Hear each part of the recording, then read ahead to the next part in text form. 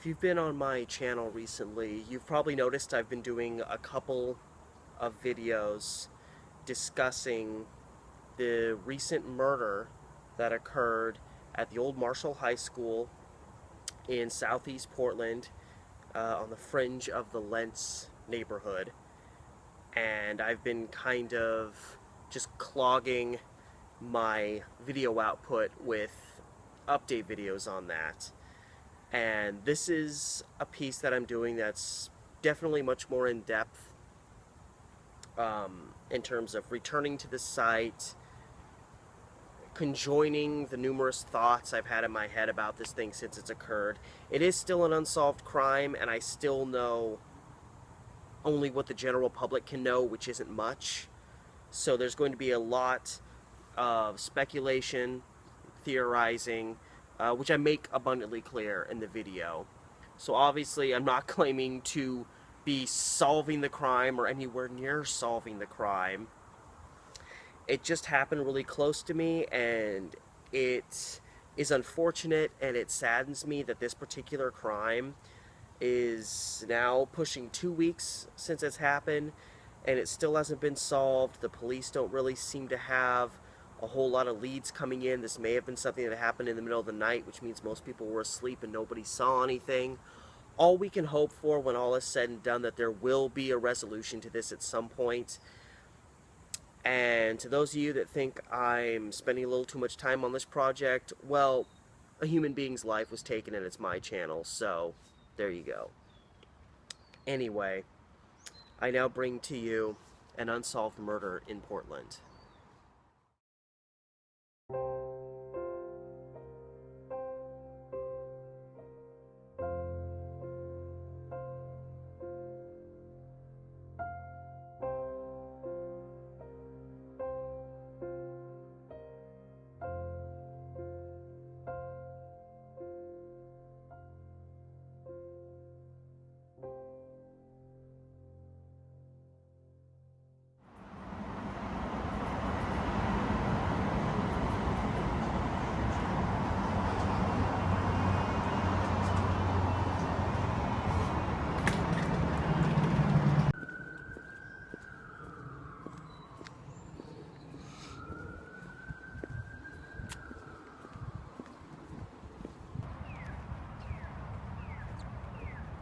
So for those of you that have been on my channel at all in recent time, you've more than likely noticed that I've been following fairly closely a shooting incident that occurred at the old Marshall High School campus in the vicinity of the track, the running track around the school and the football field, where a young man, 30 years old, named Barack Rosen, was found in the middle of the night in the early morning hours of Father's Day, shot multiple times, dead at the scene.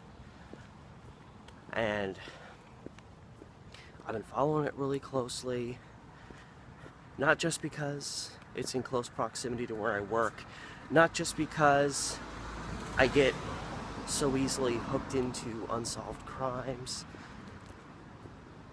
but this crime is still fresh, it's still unsolved, it's still perplexing to anybody that looks at it.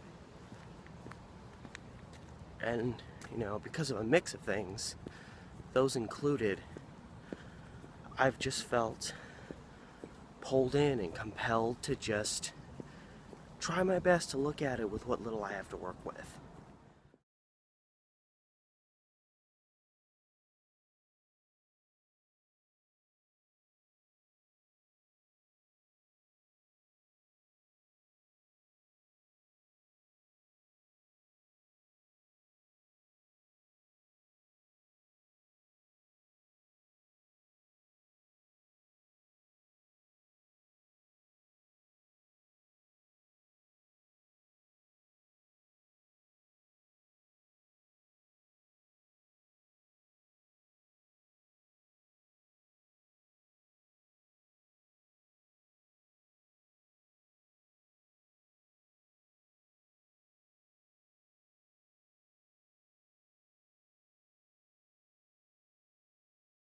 The victim was a 30-year-old gentleman recently relocated to Oregon from California, I believe.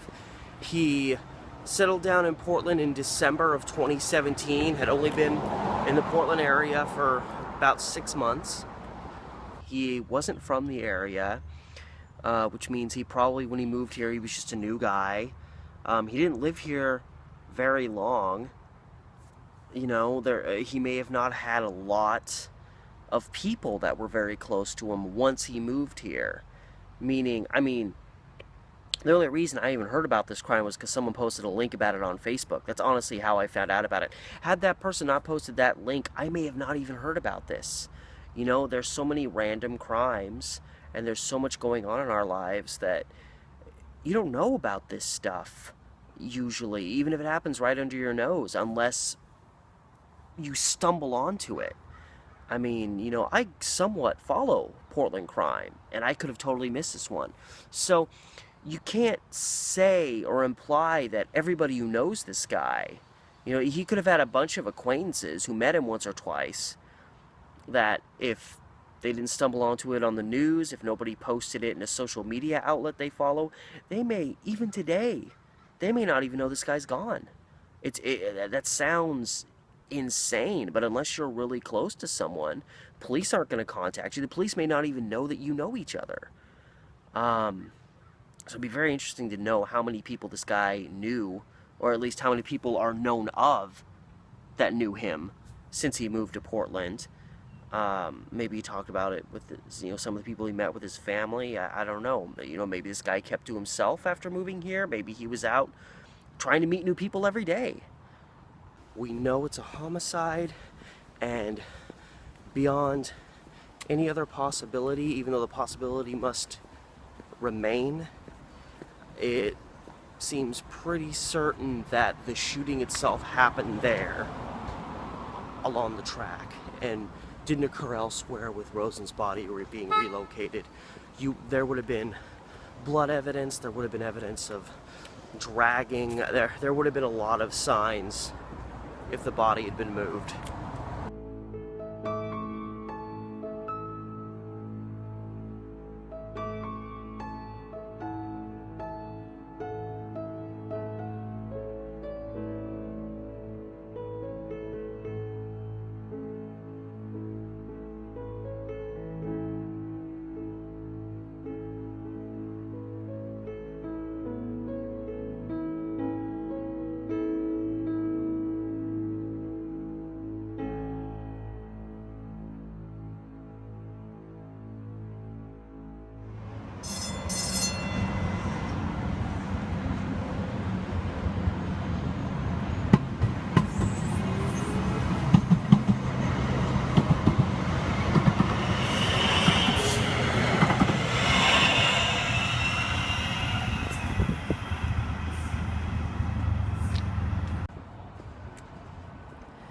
So I'm back in the Lentz neighborhood generally, where I work. My plan is to return to the old Marshall High School campus where this crime occurred. I went there once, shortly after it happened, just to do an intro video, but things have happened since that first visit, and I have a lot more thoughts on the issue, and thoughts that I feel would be better set out, better organized if I just went back out there.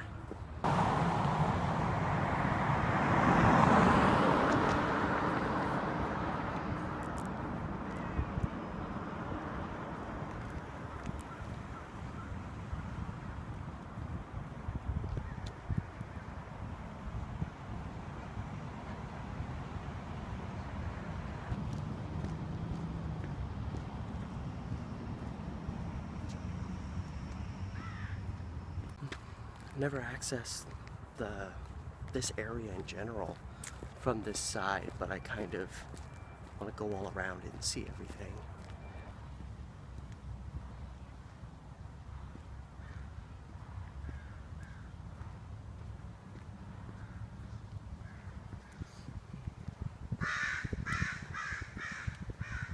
Now, one of my main reasons for coming back here was I wanted to get, and I addressed this somewhat in one of my videos, I wanted to get a better feel for the different access points one could use to actually access the football field track area where this young man was found. Because when I came here last time, I came from the opposite side of campus over there, and I could not find a reasonable way in. Now, I kind of turned around maybe a little earlier than I should have. There was like a daycare or something going on near the school, and here I am walking around with this camera, and I kind of didn't want to shake anybody up, but I know the baseball field's over here, so that means the football field and stuff is literally right on the other side of this main building here.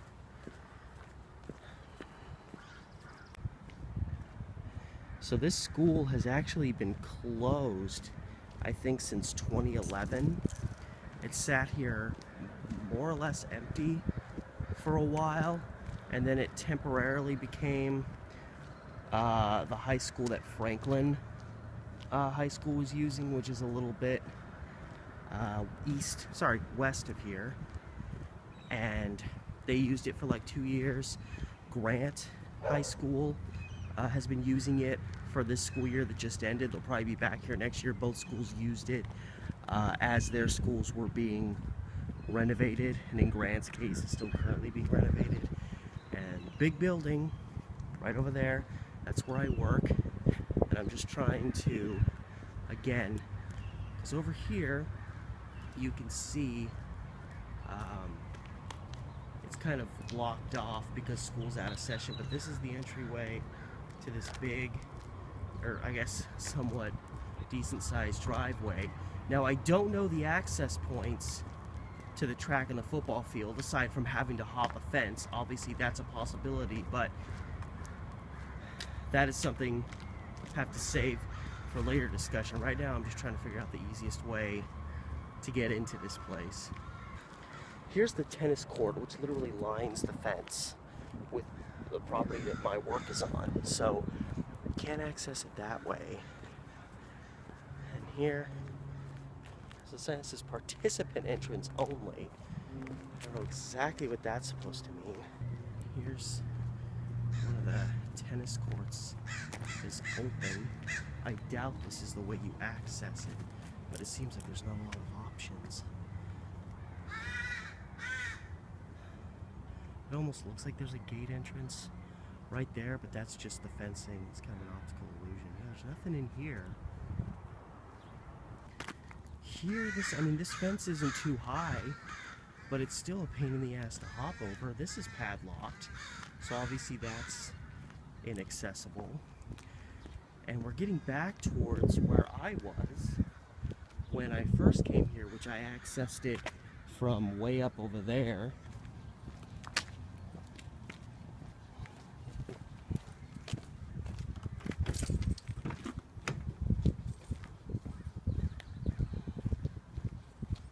So, a somewhat interesting development. I thought I found a logical way into the complex, which is that open gateway over there I just went through. However, there's a guy who clearly is doing maintenance. He's driving a Portland Public Schools vehicle. He just went down under the bleachers where, maintenance type stuff would be stored. So odds are that spot right there is probably gated off as well. And if it's not, it's a hassle to come down here. So I've circumvented this whole entire complex. You clearly can only get in through that gate during school hours, because if it was just a, hey, come in whenever you want thing, that would be open right now that it's the summer, even though with the weather you can't really tell. There's potentially that entryway. I'm going to be around here for a little while, so maybe if that guy leaves, I'll be able to see if he locks the door or not. Some time has passed now, and I've noticed the maintenance guy has left in his truck, and the fence is left wide open, so obviously that is the only real legitimate entryway to this whole complex. If you're just someone that wants to naturally come down here.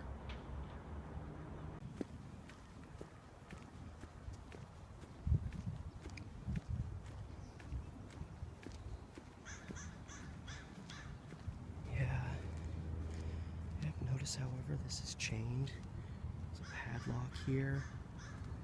So obviously this does get locked up regularly.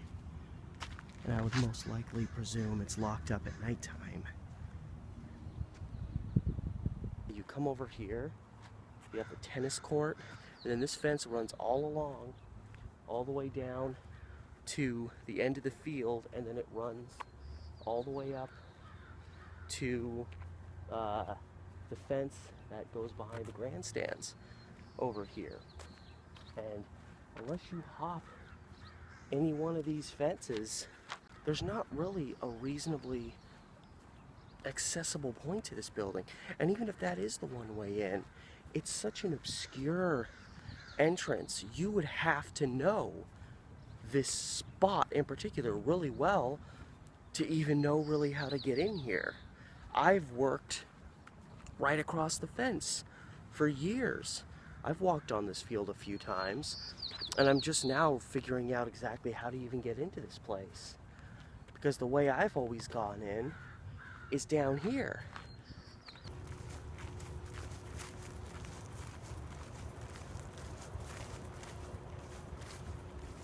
Ah,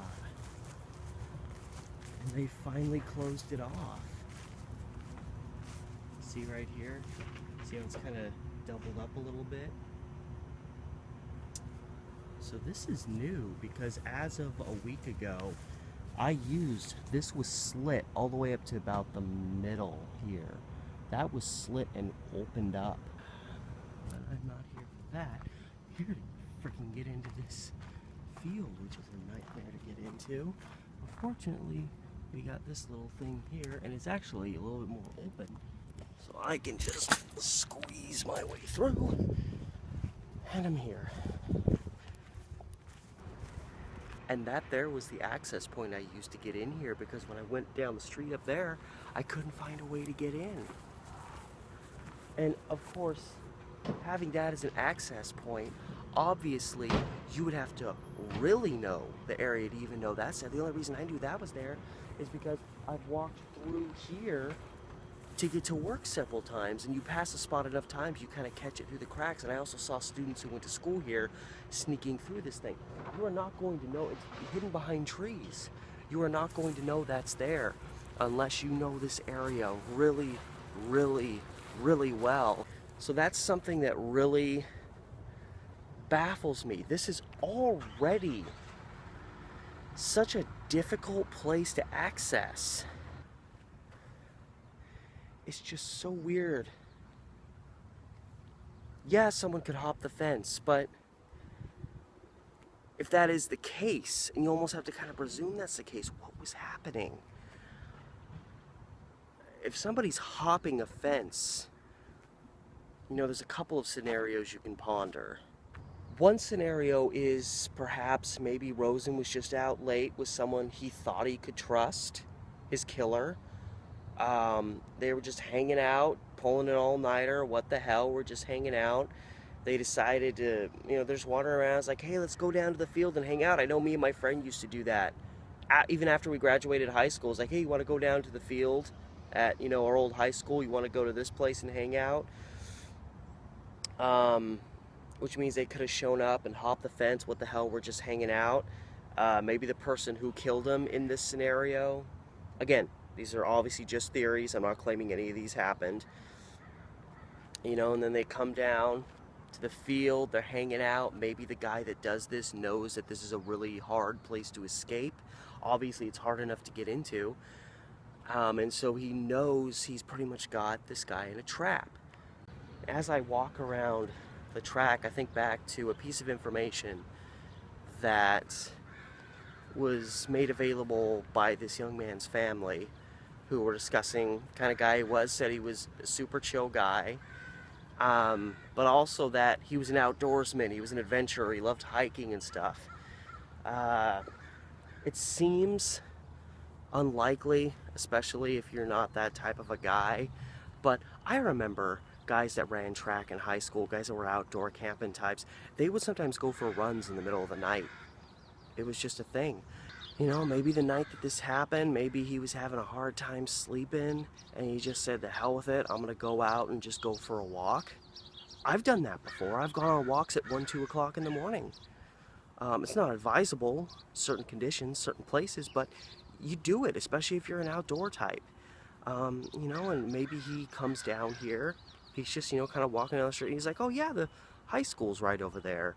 He accesses the property and he's just kind of walking his energy away till he gets tired enough and then he can go back home and go back to sleep. That's possible. But then it doesn't answer the question of like, okay, well in that vein, he's just hanging out here. That means somebody would have had to happen upon him. He would have had to be a victim of opportunity. Someone with a gun is just lingering in this area, which makes me a little tense. And they just see him. But I mean, okay, they're gonna rob the guy. So you shoot him several times. It keeps coming back to the, why was this guy so brutally murdered? If he's a victim of opportunity, I was a victim of opportunity. I got mugged a little over a year ago. The guy had a gun. Never shot me. You know, I complied. That's usually how situations like that end. And a lot of times, even if you run, they won't shoot you. And even if you hop this fence, literally, you'd have to hop the fence this little small stretch over here by this tree, because this is all blackberry bushes all the way up to the grandstands. This is all, it looks like ivy, but there's a lot of sticker bushes in there.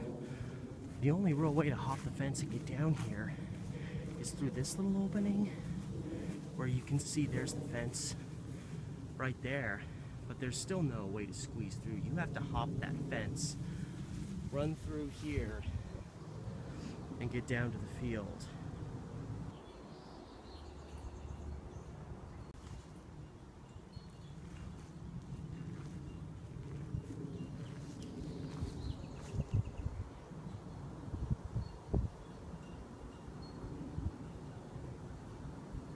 I just thought I'd come up here and look for any signs of anything.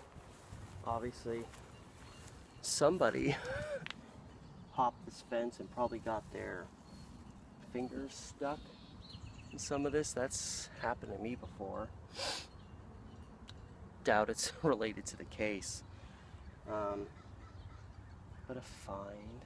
I just was wondering if, oh yeah, I'm guessing this was related. They said they blocked off this whole area while they processed the crime scene. So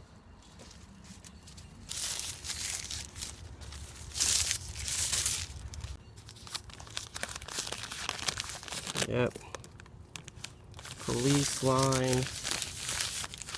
Do not cross.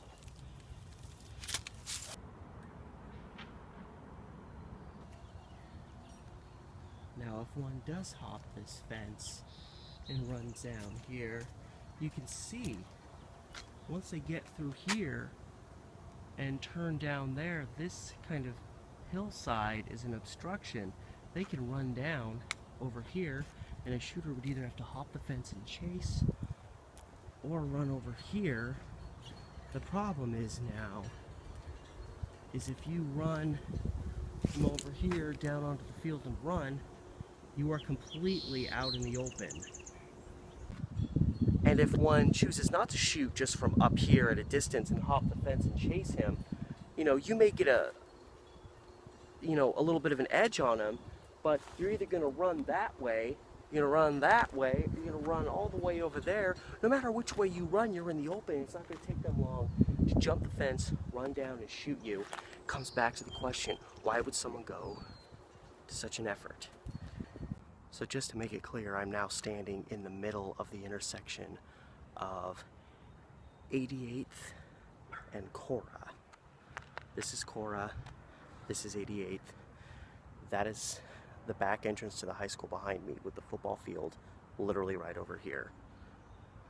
And this young man lived in the vicinity of this intersection. So,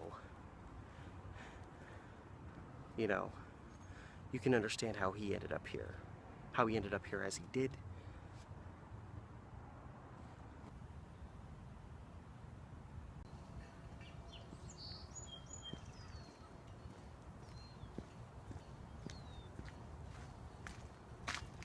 Right here is the fence where he could have hopped it. There's the police line again. You can actually see, I don't know if it's in relation to the crime, but this has also been cut, and you can see literally the difference. Now maybe that was just kids doing it. It could be the same motivation as to why there was an opening cut way over there. It is interesting to see. This has been kind of metaled back together. You can see damage here. There's a sign that was here that used to get taken down. You know, it's hard to say what of this damage was caused by anything, but it almost lends more credence to the idea that this is a site where the victim and possibly his perpetrator accessed the football field and the track. I walk Cora again every day coming to work. I walk from down there and I go down this little pathway. I walk through here every damn day. I've probably seen this guy out in his yard before, or walking down the street at least once. Now, that's a jarring experience. We're just kind of left in purgatory. We're left standing still. We're just left waiting. So a lot of what you see me do today, a lot of the scoping around and just kind of looking at the general scene and trying to put things together the best I can, is, again, you know, it's all going to be theory. It's all going to be contemplation. Just trying to make sense of a crime that really doesn't make a whole lot of sense. And the hardest part is, in a situation like this, is you have to start considering things you don't want to have to consider.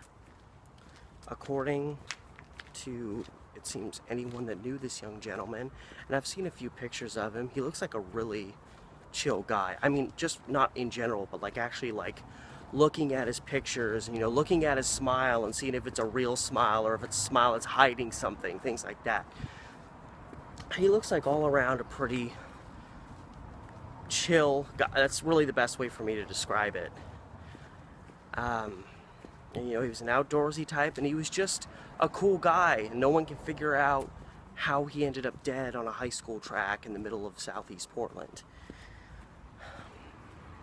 And the unfortunate, the worst part of looking into unsolved crimes is you have to start considering the stuff that nobody wants to have to acknowledge, which is, you know, after this guy moved to Portland, did he get mixed up in something that put his life in danger? You know, I know some people have theorized, did he get mixed up in something drug related? Did he get mixed up in some kind of criminal enterprise or some kind of scenario or element to his lifestyle that could possibly bring on hostile people, that could potentially put his life in danger? I don't know the guy, so I don't know where to go with that, but it's insanely rare that someone who's doesn't have a little something unknown or something a little criminal going on in their background ends up dead with several bullets in them. And another angle that, you know, is something that might be kind of sensitive that people may not want to acknowledge is, you know, I'm regarded as a nice guy. I grew up as a nice guy. Nice guys sometimes are a little easy to manipulate. And what I'm trying to get at is, you have this guy who's new in town, and he's a pretty nice guy, you know, and maybe, you know, when you're a new guy in town and you're trying to move your life forward, you know, you're trying to get out there and do something with your life. And, you know, is it possible that this guy got mixed up in something that he thought or was led to believe was totally innocent and ended up being something much more nefarious? And it led to this guy's life being put in danger to the point that someone decided he had to go. Trying to put all of these thoughts together into one concise, sensible thing. Something to go on, something to make sense of it, something to get you closer to a resolution.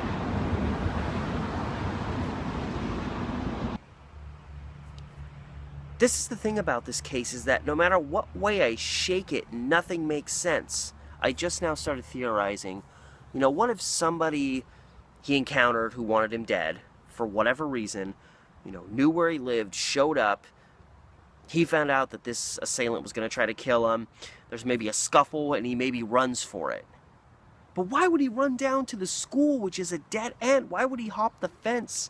So why would he run that way? Why wouldn't he run closer to, why would he go this way to the school where it's closed up, it's dark, and no one's going to be there to help him, instead of running towards Holgate, where there's more people, more traffic, more opportunity to be seen, less chances of someone who's shooting at you to come at you? No matter which way I try to make sense of the thing, it just doesn't work. So what the hell happened? Who was following who? Who was leading anyone there? And it doesn't make sense that he would flee in that direction. Even if, it says he lived just off 88th and Cora, and if you go north on 88th, you're going right into the school. So even if he lived, Cora's here, the school's here, and he lived in the middle, it still doesn't make sense that he'd go towards the school. You'd go this way. Even if the body is abandoned there, again, theorizing, killed elsewhere and left there, even though from what I read there was signs that there was shooting that had happened there.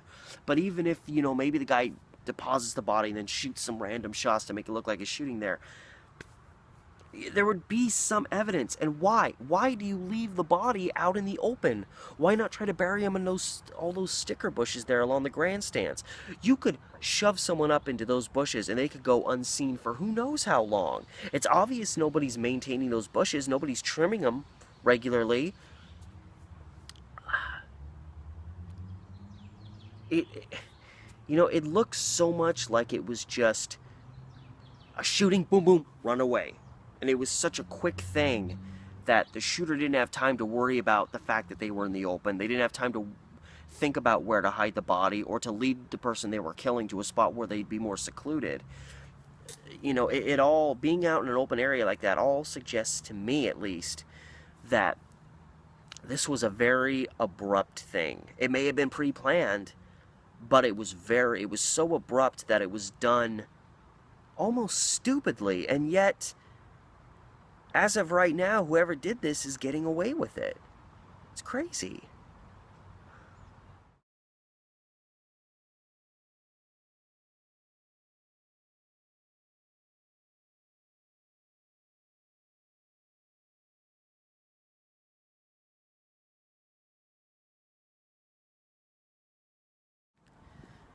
I feel like,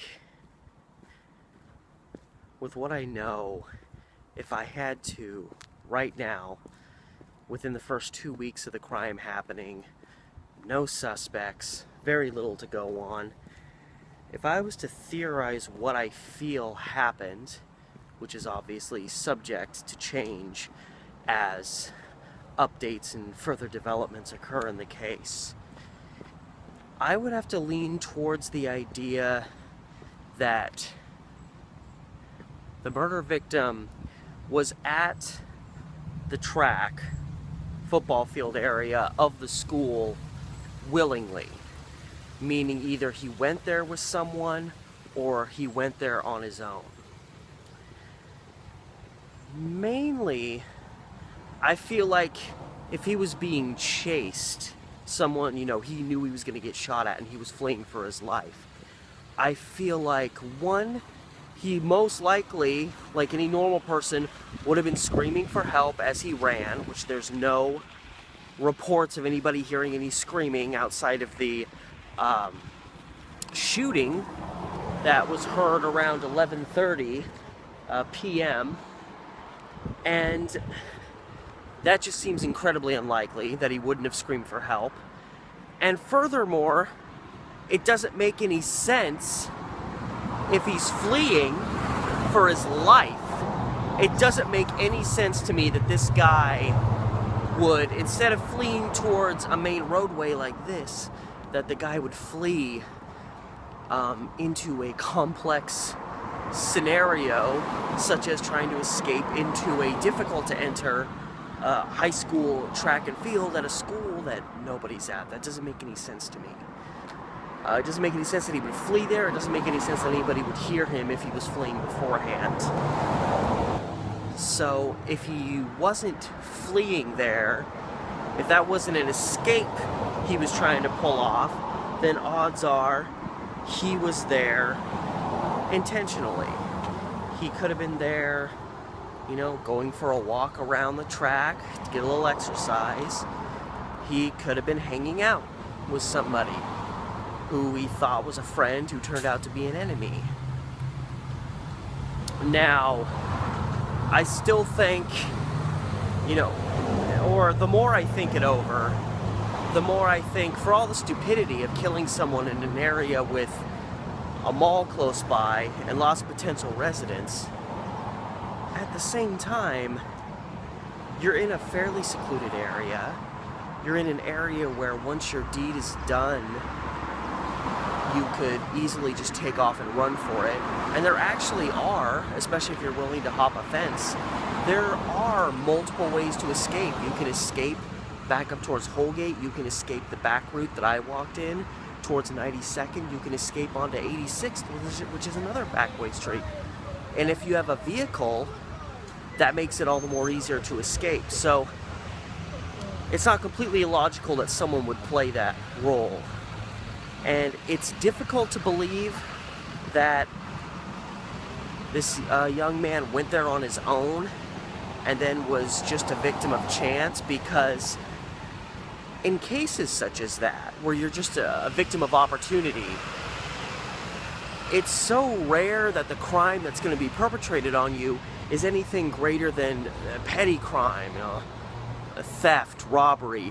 There may be an assault, but very seldomly multiple gunshots fired into your body. That just screams a greater motivation, which I think is what's so confusing about this whole thing. What was that greater motivation?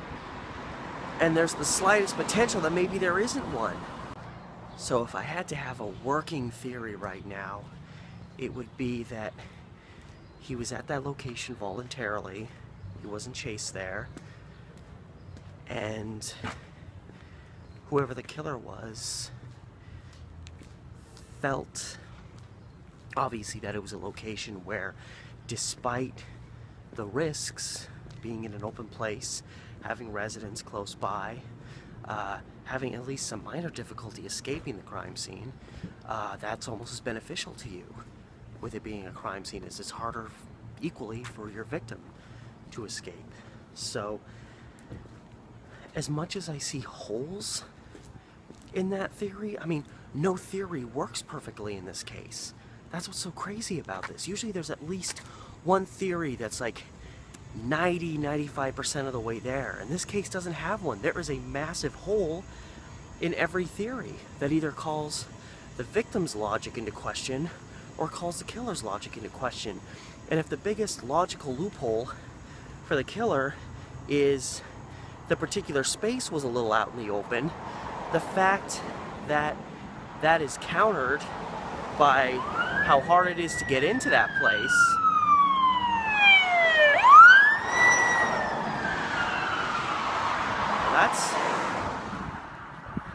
that's perfect timing.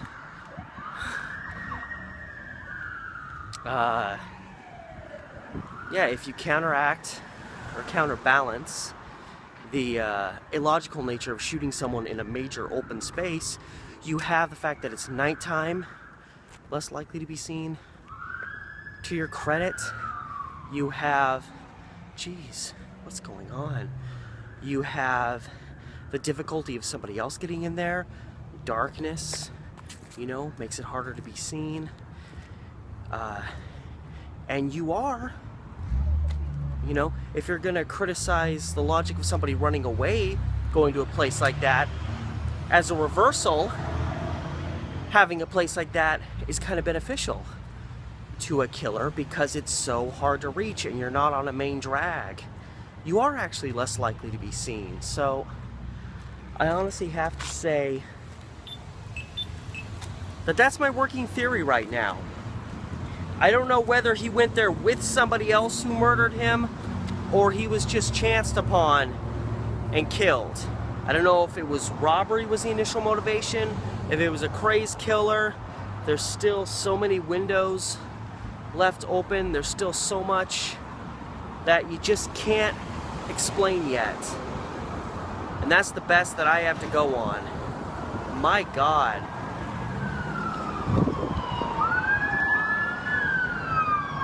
What is going on out here?